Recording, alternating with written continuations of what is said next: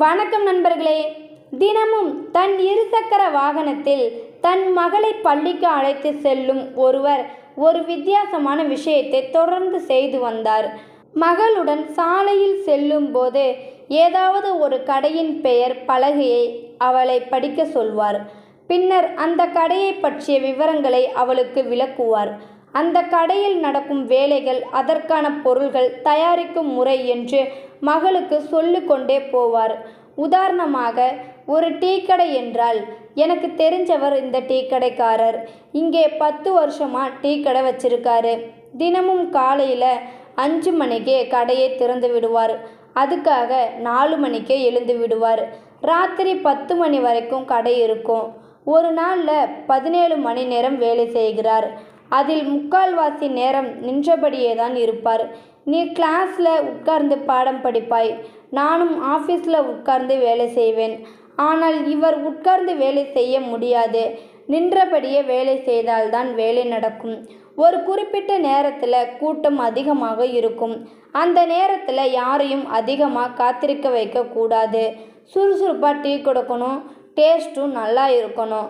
இப்படி ஆரம்பித்து அதில் வரும் வருமானம், சவால்கள் என சொல்வார்.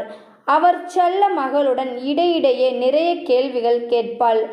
அவற்றுக்கெல்லாம் பதில் சொல்லியவாறு அழைத்து சென்று பள்ளியில் விடுவார் தன் மகளை. ஒரு நாள் வகுப்பில் ஒரு பாடம் நடத்தும் போது நடந்த உரையாடலில் பூ விற்பவர் பற்றிய பேச்சு வந்தது. உடனே எழுந்த அந்த பெண் அது பற்றி தனக்கு தெரிந்ததையெல்லாம் கோர்வையாக சொல்லிக்கொண்டே போனாள். அது மற்ற குழந்தைகளுக்கு மட்டுமல்ல, அந்த வகுப்பு ஆசிரியருக்கும் தெரியாத பல செய்திகளை வெளிப்படுத்தும் விதமான ஒரு நிகழ்வாக இருந்தது. அந்த தகவல்களுக்கு ஒரு மனிதரின் வாழ்வியல் முறை, சக மனிதருடன் நமக்குள்ள தொடர்பு, அவர்களின் முக்கியத்துவம், அவர்களின் பொருளாதார சூழல் ஆகியவை வெளிப்பட்டன.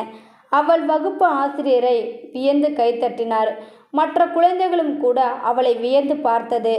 தன் தந்தைக்கு மனதார நன்றி சொன்னாள் அந்த செல்ல மகள். பொதுவாக பொருளாதார ரீதியாக எளிய பணிகளை செய்பவர்களை நம் குழந்தைகளுக்கு நாம் எப்படி அறிமுகம் செய்கிறோமோ என்று யோசித்து பாருங்கள்.